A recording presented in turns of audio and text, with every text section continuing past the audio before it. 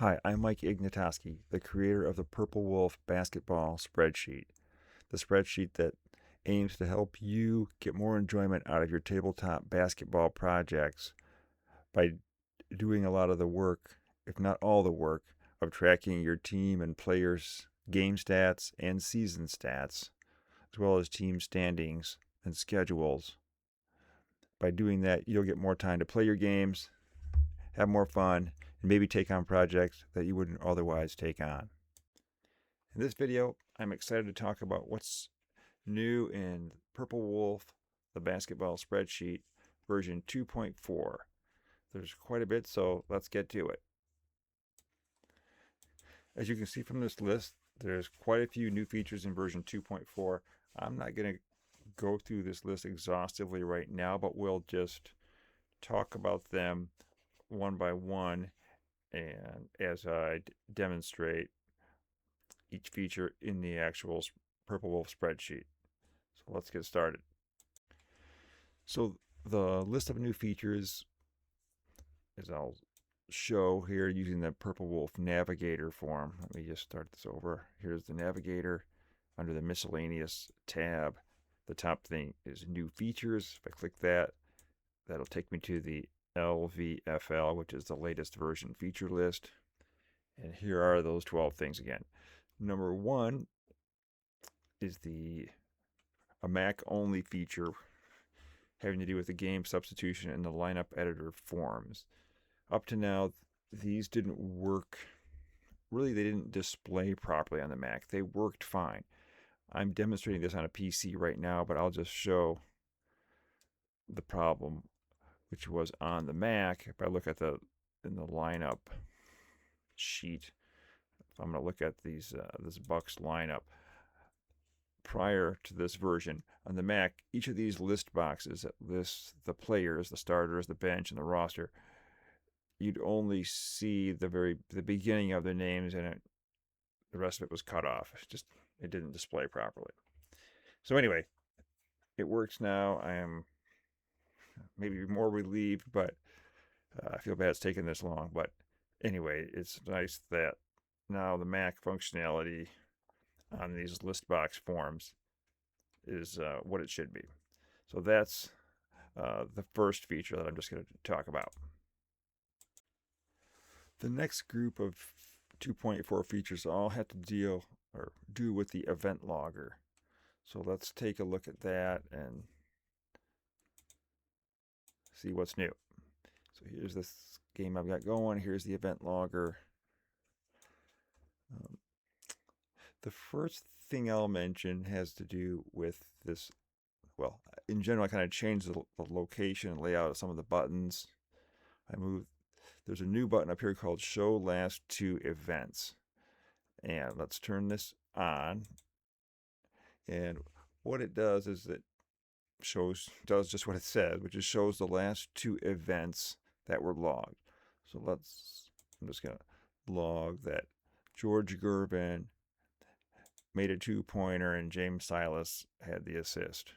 And I'll click the green button here. You'll see over here it shows that first quarter, San Antonio, George Gervin made a 2-point field goal. Silas got the assist, and after that, the score was San Antonio 25, Golden State 24. And then if I jump over here and say, Rick Barry made his shot thanks to a pass from Jamal Wilkes. See, now that's up here, and then this is the second to the last one. What was at the top now goes here. And this I made, I'll just say, mainly from my own experience in playing the games, that it's not uncommon that I would get interrupted or something comes up, life happens, and I got to remember, where was I? What happened last? Who's got the ball? Or whatever. And I find this has been very helpful just to keep track of what was the last thing that happened so I can leave, come back, and I know where I was. So that's this last two events feature. One more thing about this last two events feature is that it is like the event logger, other windows or forms, it is kind of a floating form, so you can move wherever you want. Obviously you're interacting with the event logger at the same time, and whether this is open or not, if I close this and let's just say Keenan gets a foul, or Billy Pauls gets a foul, I'll just log that in. If I open this last two events now, it'll show that. So whether you had this open or not, kind of under the hood, it's recording these events anyway. And this doesn't have to be open for it to record them and be able to view them. So that's something else I wanted to mention about this most recent events pop-up form. It's very helpful. I found you can just move it off to the side, move it out of your way on the screen, but it's easy to reference. The next thing I'll point out is that it now shows the personal fouls right in this little column here in the green. That shows how many fouls each player personally has, and it'll update dynamically. I was just saying. So Clifford Ray gets a foul. I'll log that. You'll see this will change to a 1. And if you make a mistake, I'm going to pretend I give Phil Smith a foul, and then I've realized that, I messed up and he didn't get the foul. It was on Charles Johnson. So you could, if you recall, you can go down here to this, into the period event log. You click the most recent, or whatever one it was. If I click this, it'll bring this up and say, show me that Phil Smith had the foul. Do I want to delete it? Yes, I do. So when I delete it, double check, yes. Let's watch this foul it won't go away is what I'm trying to say. I delete it. It really went away off this score sheet, but it didn't come off here. So if you happen to delete a foul in order to sync these back up, that's what this update PF is, update personal fouls. So if I click this, then it resyncs these fouls with the actual score sheet so you can carry on. So as long as you don't delete any, it'll be in sync. But if you have to delete one, that's how you resync them, because it doesn't automatically keep it up to date if you delete one. Maybe in a future version it will, but right now that's what this button's for, to resynchronize the actual game fouls with what's on the event logger. The other new things having to do with the event logger deal with the add-on events. So, the first thing I'll mention is I made this new add-on event help. So when you click in the event logger, this add-on events help button, this window comes up. And this is my new chart to try to explain how the add-on events work and under what events they're available and what events you can add on. So you can see here it kind of shows the primary player, which would be the player that you select. So if I select Larry Keenan here, this is the primary player. It's always the person that's highlighted, and it'll only be one person on one of the teams. You can never have more than one primary player. And then this tells you what it refers to. If you pick having to do with a shot here, then they're the shooter. If you pick the person that then picks steal, then they're the person who's stealing the ball, or the person who's blocking the shot, or the person that had the assist. So that's what this primary player means. So as far as the new features in here, like this first one, this is not new, this whole missed field goal rebound thing.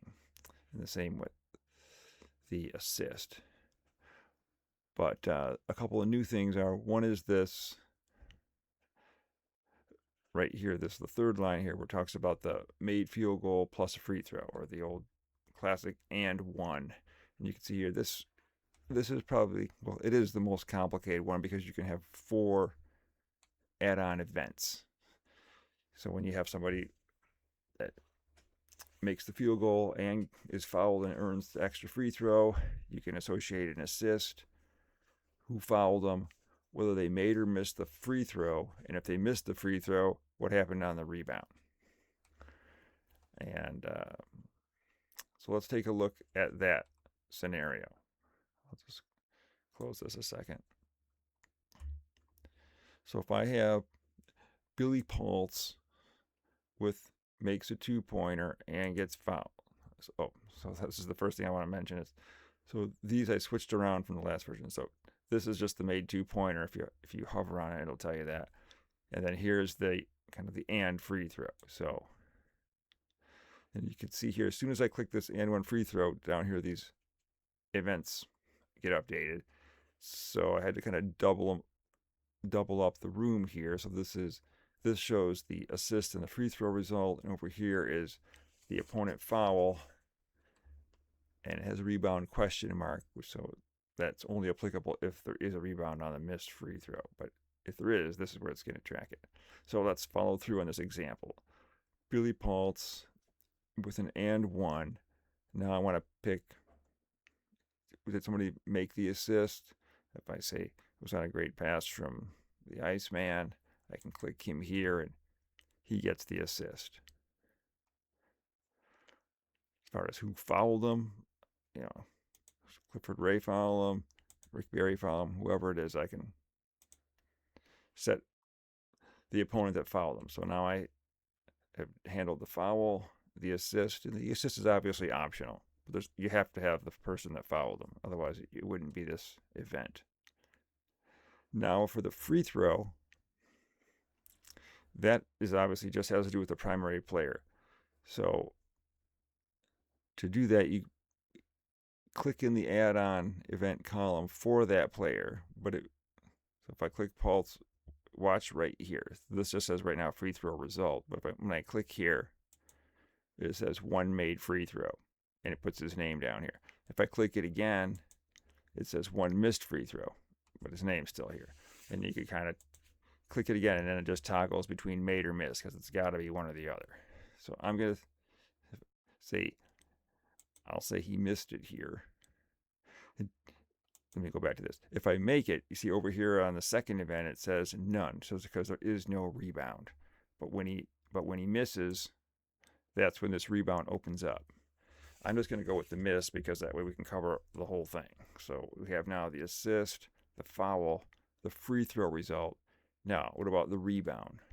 So your choices are, I can click another defender here, and once you assign the with this free throw thing, now it's kind of just in rebound mode. I can't go back and change this foul without kind of clearing some stuff out. So now it's looking for the rebounds. Let's say if I go with Clifford Ray, got the rebound. You see here it says defensive rebound, Clifford Ray. If I click him again, it says, oh, he didn't get the rebound. Now who did? If anybody did. Let's go to, if I go to Wilkes, okay. Or if it was an offensive rebound, it's somebody over here. You see now it says offensive rebound. And here I can click Billy Pulse, because he can get his own rebound. I'm going to go with, let's say Keenan got it. And I'm going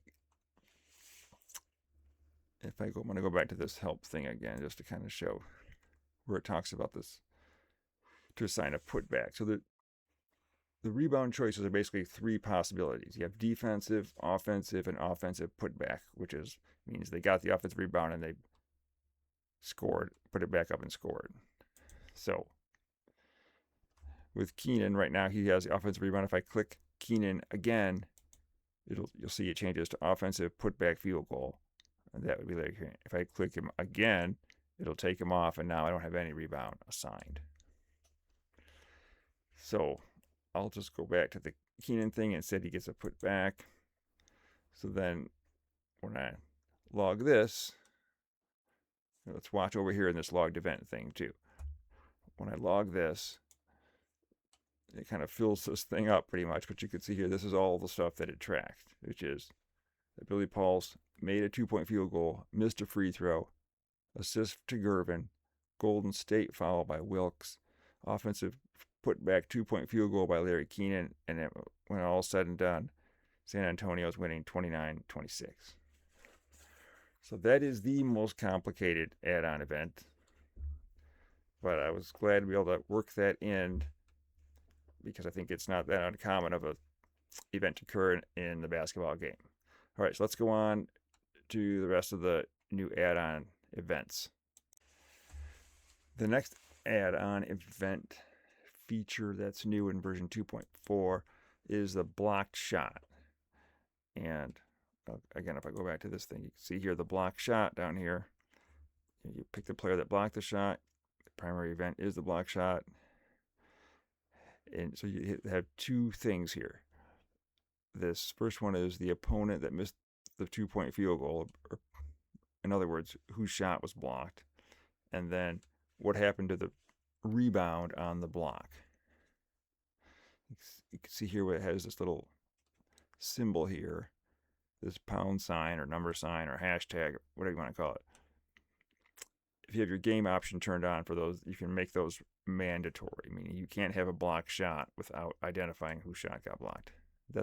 That's true even from the prior version. So, okay, so let's look at this block shot. Let's say Clifford Ray has a block on Gervin driving the lane. So you can see as soon as I pick block down here, it shows the two things, the missed 2-pointer and the rebound. So if I go with Gervin, that shot got blocked. Let's say he could get his own shot back. If I click him again, you can see it says he got the rebound. If I click it one more time, he put it back in and scored. If I click it again, nobody got the rebound there. I could go back over here and say it was a defensive rebound. So that's what's new here, is this rebound will automatically detect who you're trying to give the rebound to. Once you assign whose shot got blocked, you basically only get one chance. So let's do this one more time and I'll explain this a little clear. I hit the clear button. So if I go with Ray with a block, and I say, oh, he blocked Bristow's shot. And then I say, oh, no, that was a mistake. It really was, he blocked Billy Paultz's shot. When I click Billy Paultz here, you see he's already now getting the offensive rebound. So you only get one chance to get this whose shot got blocked right. Not that that's a horrible thing. But if you do make a mistake here, you just have to hit clear and then start over. So it's pretty straightforward. You pick who blocked the shot, whose shot got blocked. Here, I got to pick the block first. I pick the block. I say Keenan's shot got blocked, but I'm going to say Paultz got the rebound and he put it in. So I can log that, and you can see that over here.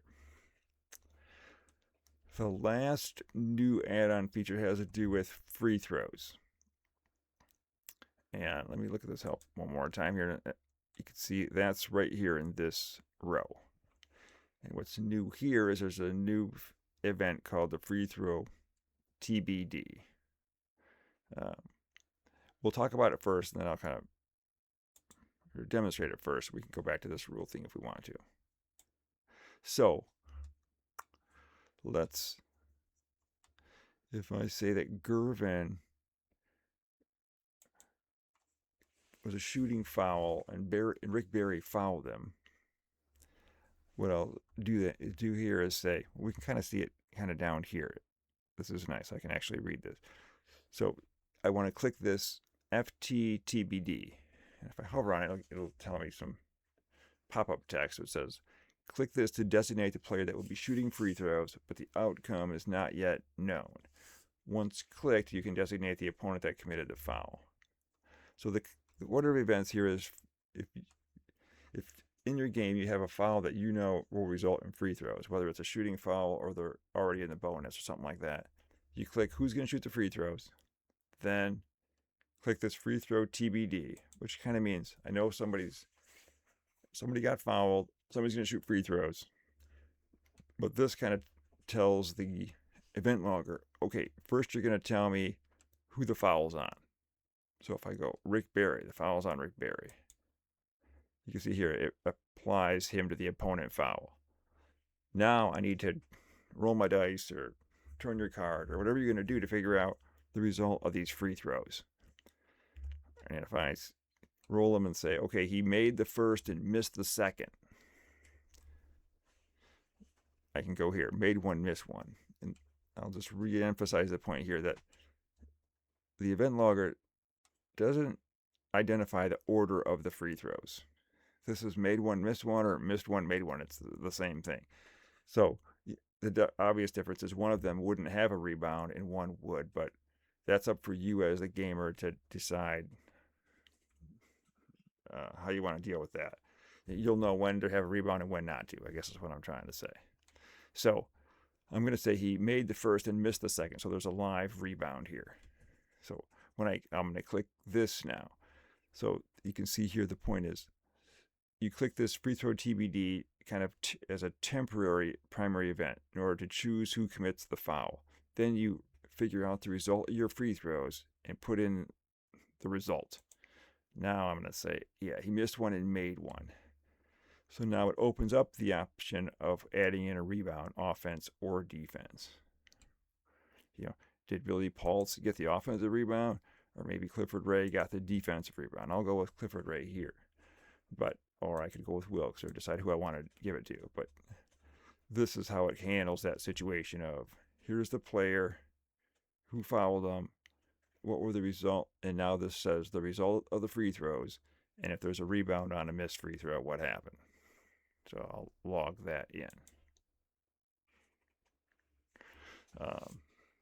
Whoops, I didn't finish that.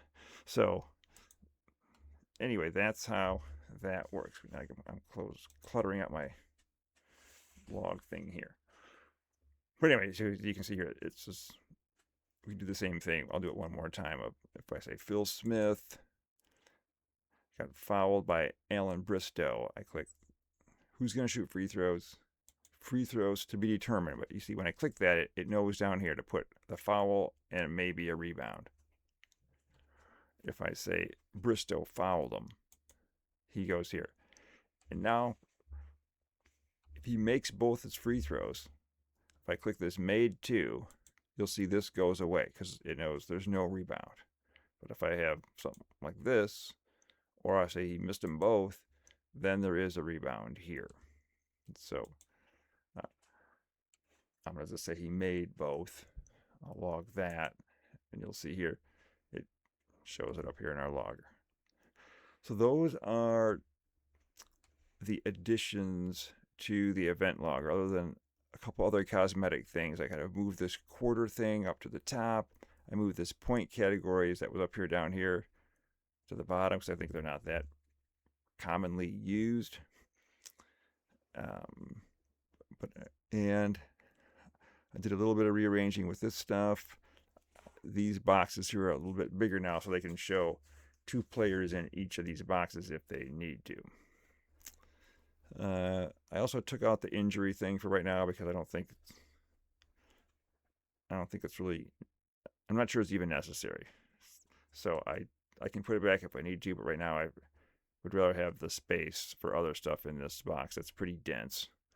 So that's what I ended up doing with that. And I tweaked this a little bit, but this is still the same functionality you had before with the assign minutes. So that's what's new in the, I'll say, the PurpleWolf cockpit, which is the event logger that you basically can play your entire game from this one pop-up form. So I feel like this is definitely an improvement from the last time, and I think I'm not sure what else I can add to this. I may do something, I'm sure, in the future, but I think this is pretty solid now of where it is and its functionality that it can perform. Okay, back to our list of new features. If we look down here at 6, 7, 8, 9, they all deal with a score sheet. So let's take a look at that. So we've got the detecting the end of the period, the score tracker chart, the floating scoreboard, and the expanded notes section. So let's jump to the score sheet. Not covering these in order, but you can see here first, this is the new game notes section. So I made this a little bit bigger just so you can write more great things about your awesome game that you played.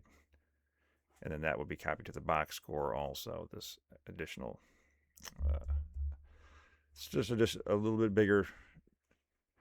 Not that you were limited to what text you could write before, but it has more room to display the text that you entered. So that's what's new.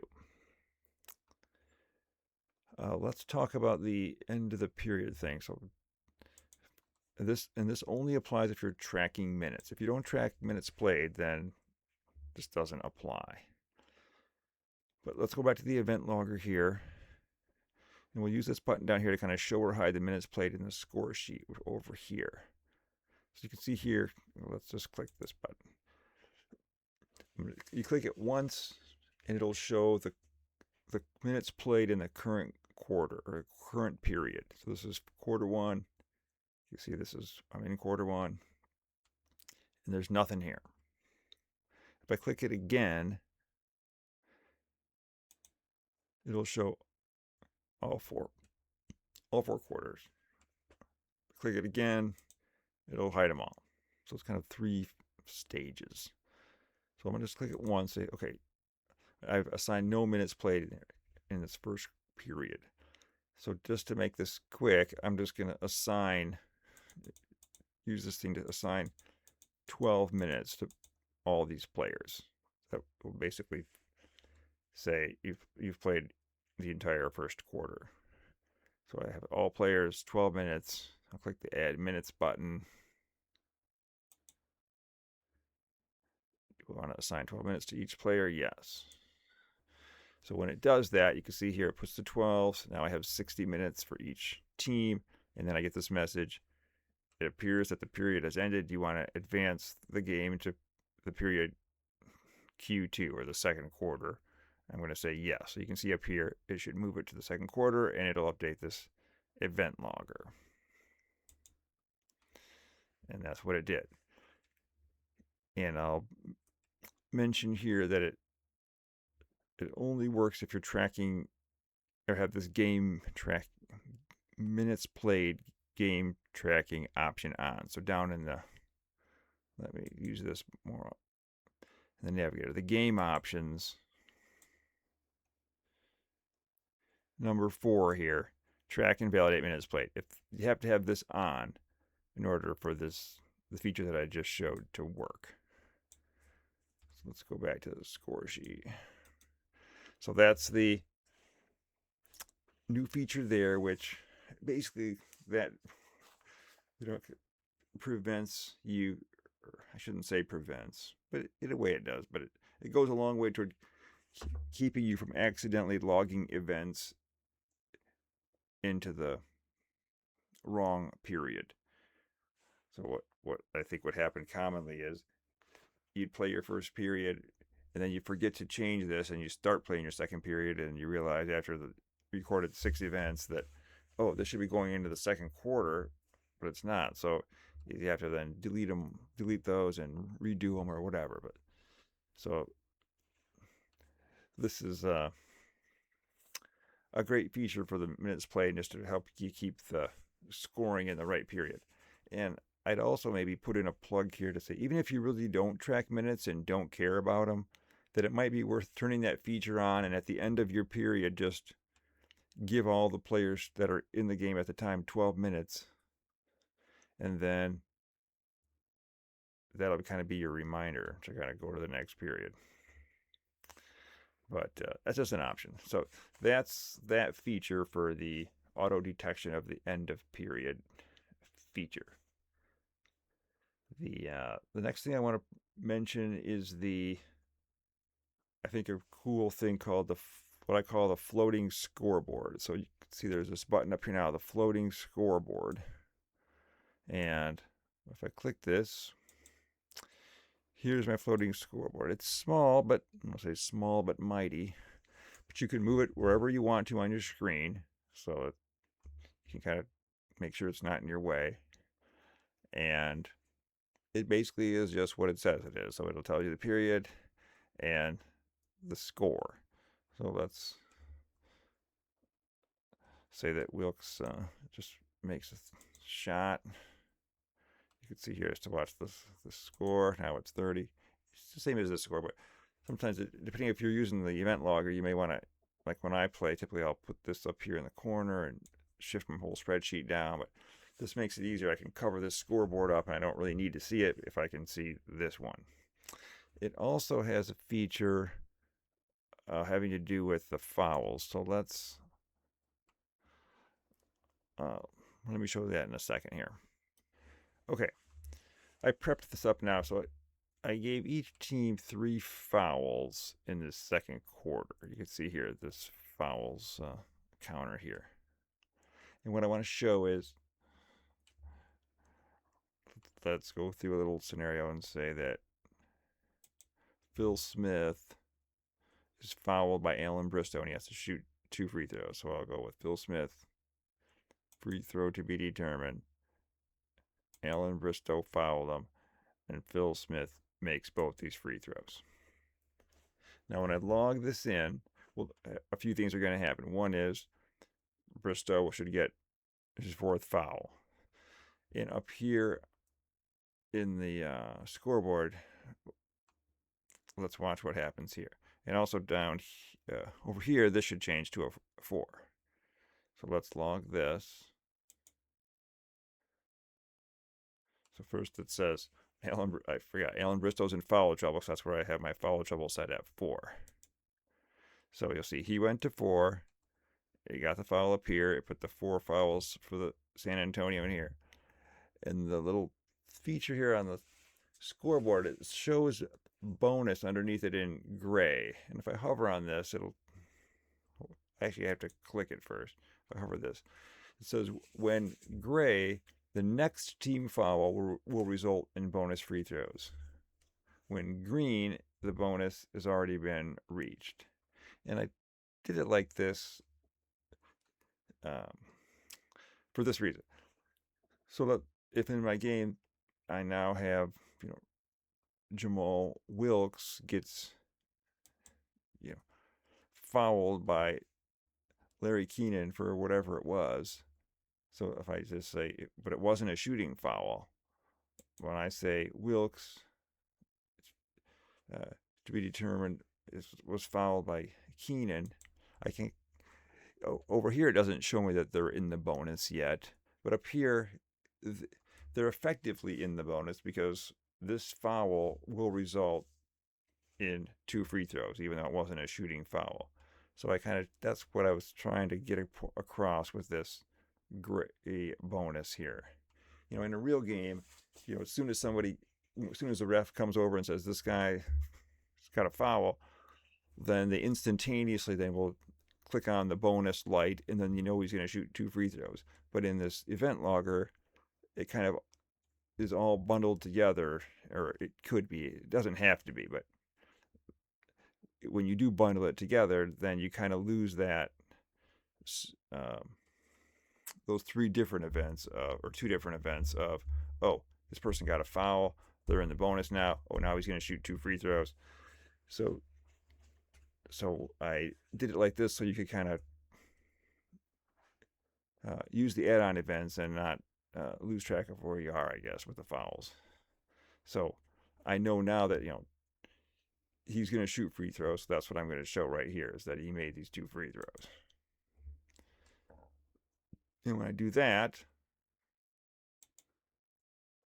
now Larry Keenan's in foul trouble. And now it shows me this, that the Warriors will shoot bonus free throws for the duration of the period. So they can see now this turns to green, which means they have this 5th team foul in the quarter on the Spurs.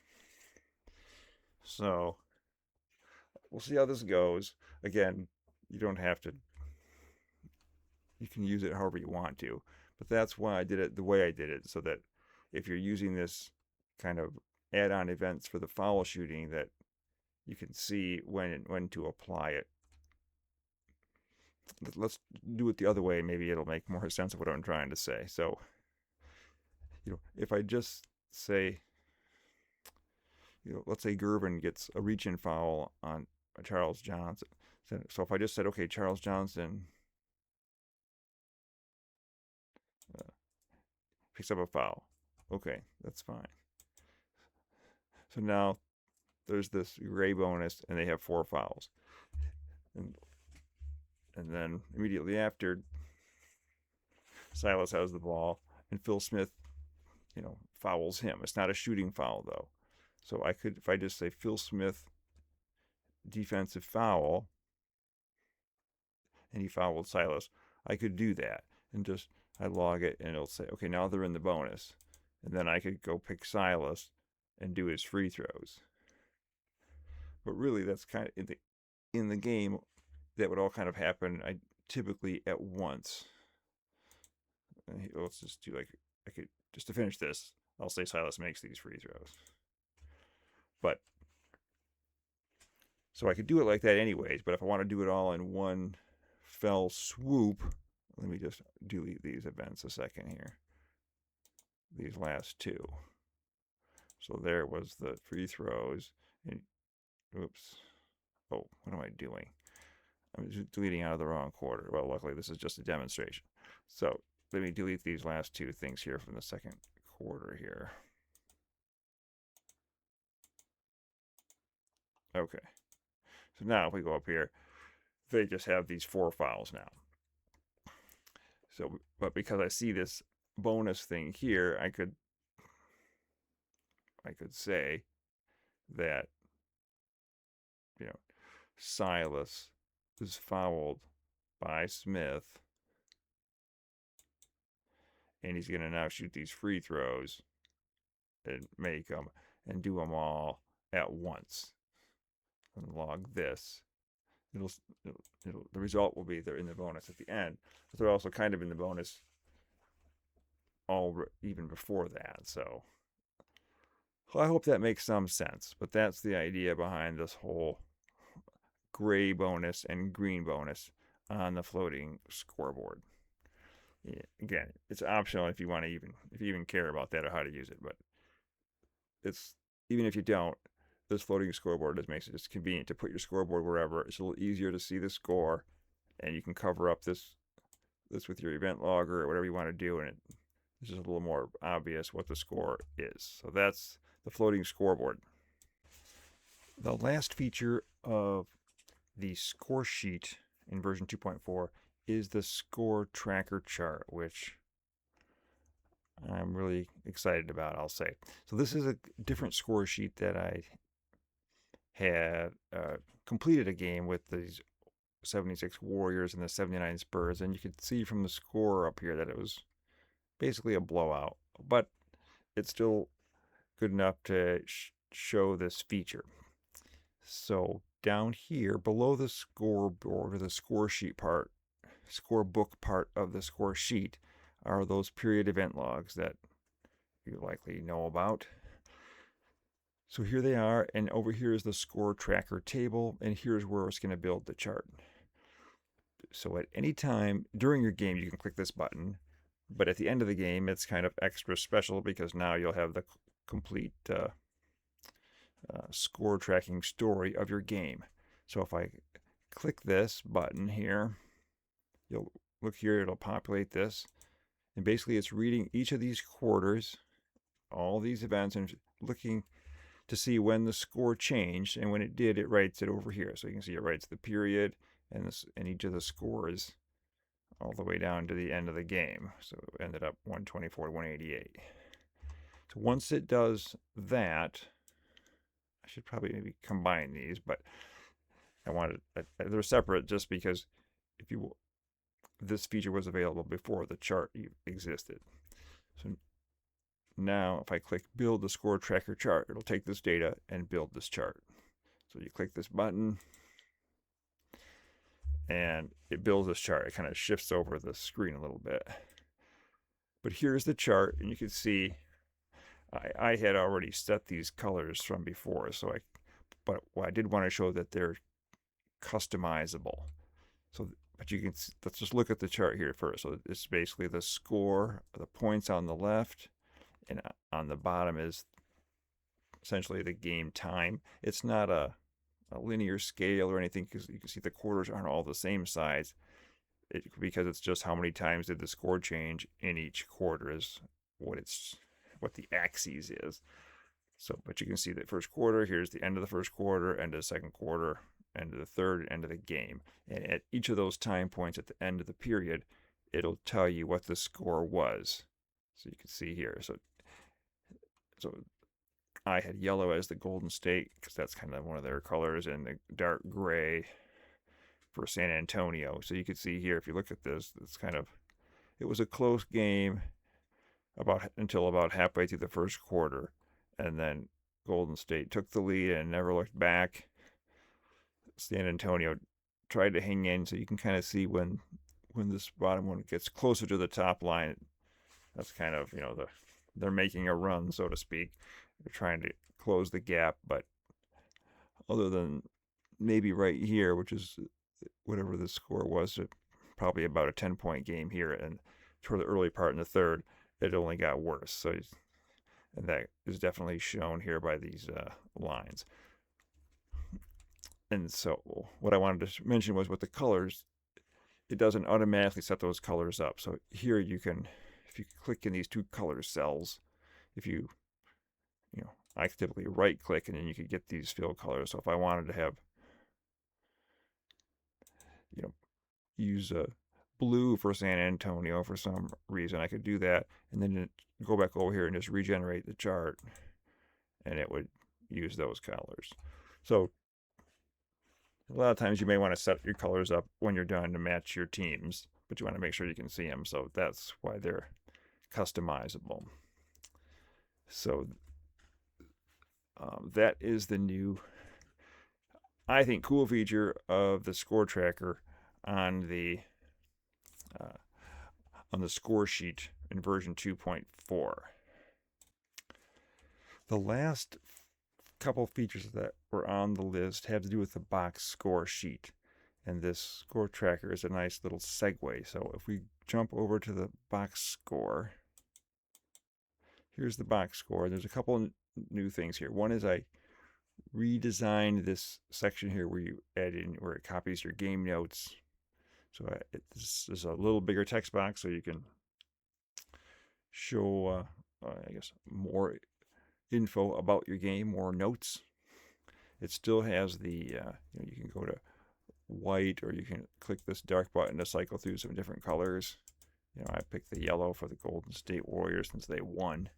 But the other feature is this button here to copy the score tracker. So if I click it, it does what it says. It copies the score tracker from the score sheet, pastes it in here. So it didn't and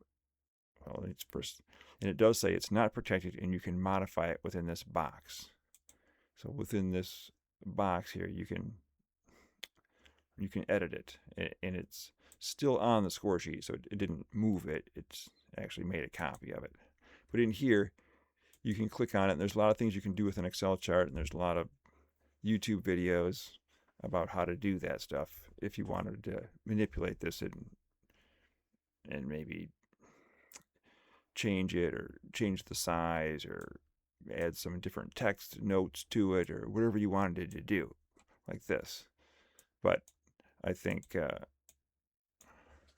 in general, I wanted it here because I think the idea of having it with this box score gives you all the different components of your game. You have the stat story here, your little newspaper, a tidbit story up here in your notes. Then you also have the game score tracker story down here, and all these together, I think, provide a pretty complete picture of your game. So anyway, that is the end of my what's new in PurpleWolf version 2.4. I hope you found it useful. Hope you'll be able to take advantage of some of these new features to get more enjoyment out of your tabletop basketball gaming. That wraps up this PurpleWolf basketball spreadsheet video. Thanks for watching, and don't forget to box out.